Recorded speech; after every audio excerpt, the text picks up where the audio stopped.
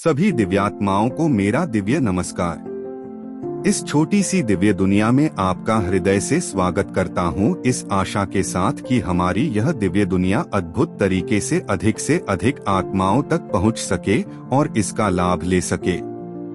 इसमें आप सभी पुण्यात्माओं का प्रयास और आशीर्वाद चमत्कारिक रूप से बढ़ता ही जा रहा है। मेरा विश्वास है कि पूर्ववत आज भी इस कहानी से आनंद पूर्वक जरूर कुछ समझ विकसित करेंगे, साथ ही आरोग्यता के सुझाव भी लेंगे और लाइक सब्सक्राइब करके अपने प्रियजनों के साथ शेयर भी करेंगे। इसी विश्वास के साथ आपका पुनः स्वागत करता हूँ। आज की कहानी मुट्ठी भर मेढक। बहुत समय पहले की बात है, किसी गांव में मोहन नाम का एक किसान रहता था। वह बड़ा मेहनती और ईमानदार था। अपने अच्छे व्यवहार के कारण दूर दूर तक लोग उसे जानते थे और उसकी प्रशंसा करते थे। पर एक दिन जब देर शाम वह खेतों से काम कर लौट रहा था, तभी रास्ते में उसने कुछ लोगों को बातें करते सुना। वे उसी के बारे में बात कर रहे थे। मोहन अपनी प्रशंसा सुनने के लिए उन्हें बिना बताए धीरे धीरे उनके पीछे चलने लगा, पर उसने उनकी बात सुनी तो पाया कि वे उसकी बुराई कर रहे थे।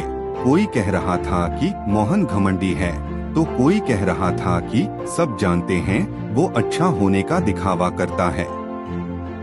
मोहन ने इससे पहले सिर्फ अपनी प्रशंसा सुनी थी, पर इस घटना का उसके दिमाग पर बहुत बुरा असर पड़ा और अब वह जब भी कुछ लोगों को बातें करते देखता तो उसे लगता वे उसकी बुराई कर रहे हैं।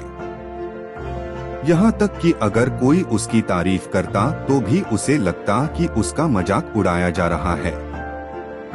धीरे धीरे सभी ये महसूस करने लगे कि मोहन बदल गया है और उसकी पत्नी भी अपने पति के व्यवहार में आए बदलाव से दुखी रहने लगी। और एक दिन उसने पूछा, आज कल आप इतने परेशान क्यों रहते हैं? कृपया मुझे इसका कारण बताइए।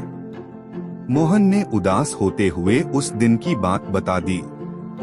पत्नी को भी समझ नहीं आया कि क्या किया जाए, पर तभी उसे ध्यान आया कि पास के ही एक गांव में एक सिद्ध महात्मा आए हुए हैं और वो बोली, स्वामी, मुझे पता चला है कि पड़ोस के गांव में एक पहुँचे हुए संत आए हैं।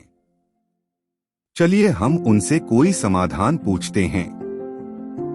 अगले दिन वे महात्मा जी के शिविर में पहुँचे। मोहन ने सारी घटना बताई और बोला, महाराज, उस दिन के बाद से सभी मेरी बुराई और झूठी प्रशंसा करते हैं।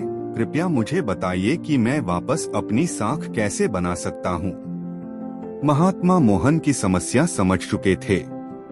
पुत्र, तुम अपनी पत्नी को घर छोड़ आओ और आज रात मेरे शिविर में ठहरो। महात्मा कुछ सोचते हुए बोले। मोहन ने ऐसा ही किया, पर जब रात में सोने का समय हुआ तो अचानक ही मेढकों के टर्र टर्र की आवाज आने लगी। मोहन बोला, ये क्या महाराज, यहाँ इतना कोलाहल क्यों है? पुत्र, पीछे एक तालाब है। रात के वक्त उसमें मौजूद मेढक अपना राग अलापने लगते हैं, पर ऐसे में तो कोई यहाँ सो नहीं सकता। मोहन ने चिंता जताई। हाँ बेटा, पर तुम ही बताओ हम क्या कर सकते हैं? हो सके तो तुम हमारी मदद करो, महात्मा जी बोले।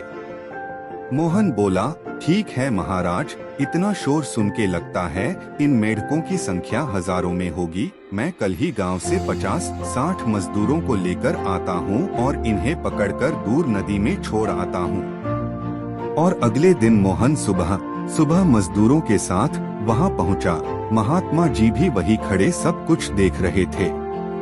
तालाब ज्यादा बड़ा नहीं था। 8 से 10 मजदूरों ने चारों ओर से जाल डाला और मेढकों को पकड़ने लगे। थोड़ी देर की ही मेहनत में सारे मेढक पकड़ ले गए। जब मोहन ने देखा कि कुल मिलाकर 50 से 60 ही मेढक पकड़े गए हैं, तब उसने महात्मा जी से पूछा, महाराज, कल रात तो इसमें हजारों मेढक थे, भला आज वे सब कहाँ चले गए? यहाँ तो बस मुट्ठी भर मेढक ही बचे हैं। महात्मा जी गंभीर होते हुए बोले, कोई मेढक कहीं नहीं गया। तुमने कल इन्हीं मेढकों की आवाज सुनी थी। ये मुट्ठी भर मेढक ही इतना शोर कर रहे थे कि तुम्हें लगा हजारों मेढक टर टर कर रहे हों। पुत्र, इसी प्रकार जब तुमने कुछ लोगों को अपनी बुराई करते सुना तो भी तुम यही गलती कर बैठे। तुम्हें लगा कि हर कोई तुम्हारी बुराई करता है, पर सच्चाई ये है कि बुराई करने वाले लोग मुट्ठी भर मेढक के सामान ही थे। इसलिए अगली बार किसी को अपनी बुराई करते सुनना तो इतना याद रखना कि हो सकता है ये कुछ ही लोग हों जो ऐसा कर रहे हों, और इस बात को भी समझना कि भले तुम कितने ही अच्छे क्यों न हो, ऐसे कुछ लोग होंगे ही होंगे जो तुम्हारी बुराई करेंगे। अब मोहन को अपनी गलती का एहसास हो चुका था। वह पुनः पुराना वाला मोहन बन चुका था। आत्म मोहन की तरह हमें भी कुछ लोगों के व्यवहार को हर किसी का व्यवहार नहीं समझ लेना चाहिए और सकारात्मक विचारों से अपनी जिंदगी जीनी चाहिए। हम कुछ भी कर ले पर जीवन में कभी ना कभी ऐसी समस्या आ ही जाती है जो रात के अंधेरे में ऐसी लगती है मानो हजारों मेढक कान में टर टर कर रहे हों। पर जब दिन के उजाले में हम उसका समाधान करने का प्रयास करते हैं तो वही समस्या छोटी लगने लगती है। इसलिए हमें ऐसी स्थिति में घबराने की बजाय उसका आमधन खोजने का प्रयास करना चाहिए और कभी मुट्ठी भर मेढकों से घबराना नहीं चाहिए। आप सभी पुण्यात्माओं ने अभी तक के वीडियो में शारीरिक असहजता के सरल निदान का सहजता से अनुभव किए और कर ही रहे होंगे। यह आप लोगों के कमेंट ने बताया है और हमारी इस छोटी सी दुनिया को गौरवान्वित किया है। तो इसी क्रम में आज मैं बात करता हूँ डायरिया यानी कि दस्त की समस्या। अगर किसी को यह समस्या हो गई हो तो आप मेरे द्वारा बताई गई संख्या को लिखना है और साथ में अगर दर्द भी होता हो तो साथ में 911 भी उसके नीचे लिख देना है। मेरे घर में इसका प्रत्यक्ष अनुभव रहा है। एक बार एक 12 साल के बच्चे को शाम 7:30 तक मेरे घर आने तक 7 बार दस्त हो चुकी थी। तब मैं तुरंत इसके नो को लिखा, साथ में दर्द का भी नंबर लिख दिया। उस वक्त राहत मिला और दूसरे दिन 4 बार और तीसरे दिन 3 बार हुआ और वह पूरी तरह ठीक हो गया। मुझे उसे कोई मेडिसिन देने की जरूरत नहीं पड़ी। कहने का मतलब यह उपाय पूरी तरह कारगर है। फिर भी मैं आपको अपने विवेक पर छोड़ता हूँ और अन्य किसी उपचार के साथ इसे भी प्रयोग करेंगे तो समस्या के निदान में तेजी आ जाएगी, जिसका नंबर कमेंट बॉक्स में जरूर बताया जाएगा। आशा करता हूँ इसमें आप सभी पुण्य आत्माओं का सहयोग मिलेगा। यह उपाय पहले की तरह ही विचित्र है, जो कि देखने और सुनने में निराला भी है, और इसके फायदे, इसका अनुभव आपके सामने भी आने वाला है। इसके लिए आपको केवल नियमित रूप से लिखना है और इसमें कोई नुकसान भी नहीं। इस विचित्र तरीके को केवल अपनी लेफ्ट हैंड पर या कहीं भी लेफ्ट बॉडी पर रेड कलर से लिखना है और साथ में वही एक ग्लास पानी में लिख के उसे भी पीना है और धीरे धीरे समस्या में आराम दिखता जाएगा। और अंत में मैं इस प्रकार के किसी उपाय का दावा नहीं करता हूँ। ये तो अल्टरनेटिव उपचार पद्धति है जिसे अपने वर्षों के प्रयोग और अनुभव से रख रहा हूँ।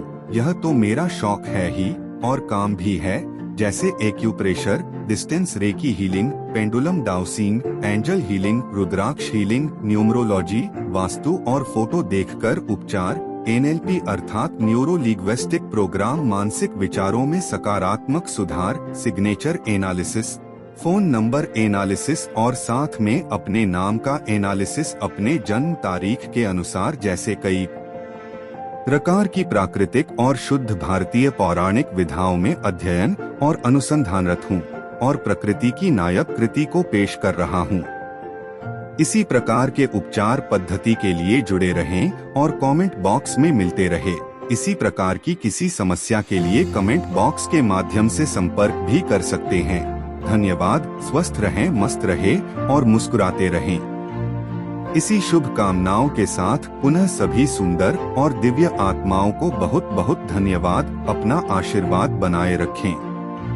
कमेंट बॉक्स में इसका उत्तर दिया जाएगा, तो मिलते हैं कमेंट बॉक्स में। इसी प्रकार आगे आप किसी समस्या का निदान वीडियो के माध्यम से चाहते हो तो सुझाव का स्वागत करता हूँ। धन्यवाद।